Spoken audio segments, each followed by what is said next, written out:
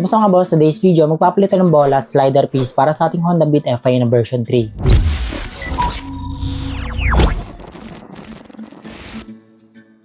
Magpapalitan ng slider piece at flyball mga boss. Ito mga boss, 12 grams at 14 grams yung timbang nito mga boss. Honda Beat FI na version 3 or Honda Click na bola ang bibili natin mga boss. Hindi sa kanya compatible yung bola na mas lumang version ng Honda Beat FI. At doon na tayo sa motor, kalasin na natin yung CVT para makabit na natin to. At dito na tayo sa CVT na motor natin mga boss. Kuha tayo ng size 8 na wrench at kalasin natin yung mga bolts dito sa panggilid.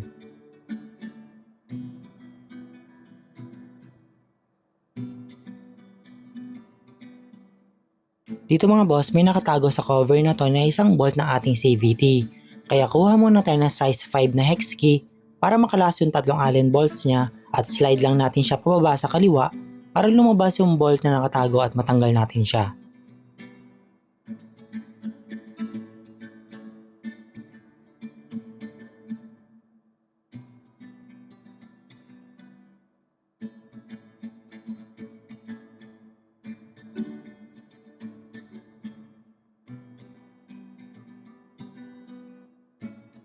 At kapag natanggal na natin lahat ng bolts sa may panggilid natin, ay dahan-dahan natin hilahin pakalas yung CVT cover para makita yung panggilid na setup ng motor natin.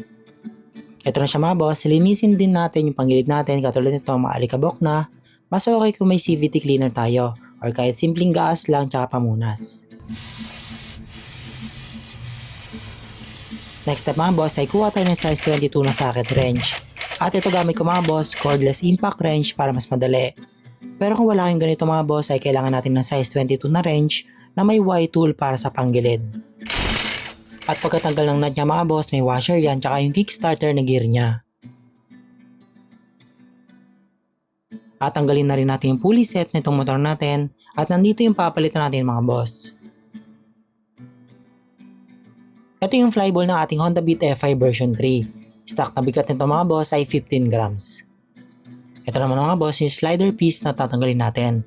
Papalitan natin yan itong aftermarket na slider piece na binili ko. Honda Beat FI ang hanapin nyo na slider piece mga boss. Kayo na bahala kung ganito rin yung gusto nyo na kulay pula.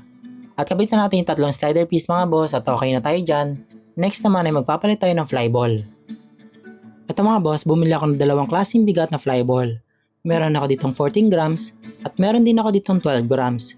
Pang Honda Click 125 binili ko mga boss. Compatible naman sila dito. Ang combination na ilalagay ko dito mga boss ay straight 12 grams at 12 grams tatlo tapos 14 grams tatlo.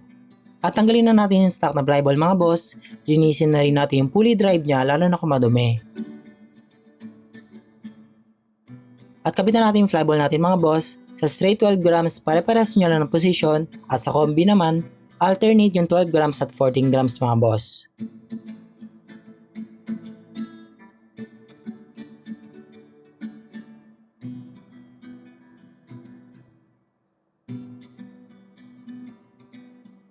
At balik na ulit natin mga boss yung pulley set natin sa CVT. Siguraduhin natin mga boss na hindi naipit yung belt niya habang hinihigpitan. At hindi dapat umaalog yung pulley kapag ginapa natin. Pwede natin pigayin ng konti yung torque drive sa kabilang side kung naipit pa din yung belt niya sa pulley side. Tapos ilak na natin yung nut niya and double check ulit kung wala nang alog at stable na yung pulley natin.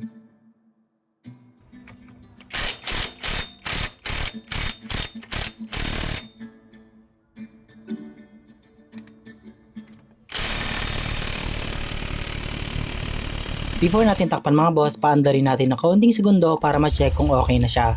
At kapag ayos na mga boss, pwede na natin takpan at ibalik na ulit yung CVT cover niya. At ibalik na ulit natin yung mga bolts at okay na yan mga boss, nakapagpalit na tayo ng flyball slider piece para sa ating Honda Beat FI version 3. Ito na mga boss yung result ng test drive ko. Sulit ang straight na 12 grams mga boss sa mabundok ng kalsada dahil mas malakas yung acceleration ng motor natin. Medyo mas may konsumo lang sa fuel pero hindi naman noticeable sa mga pahon ng kalsada kasi hindi hirap yung arangkada ng motor natin. Sa combi natin ng 12 grams 14 grams, mas okay ito sa overall mga boss. Mas may acceleration especially kapag mas mabigat ang sasakay kumpara sa stock at mas mabilis din ito kung top speed ang gusto natin sa maghahalong patag at pahon ng kalsada. Kaya balance yung ganitong combination natin para sa akin mga boss dahil malakas at fuel efficient pa din yung ganitong setup natin. At sa lahat mga boss sa panonood, huwag kalimutan mag-sub, like, follow Dahil sa sunod ay magsubok pa tayo ng ibang timbang ng flyball natin.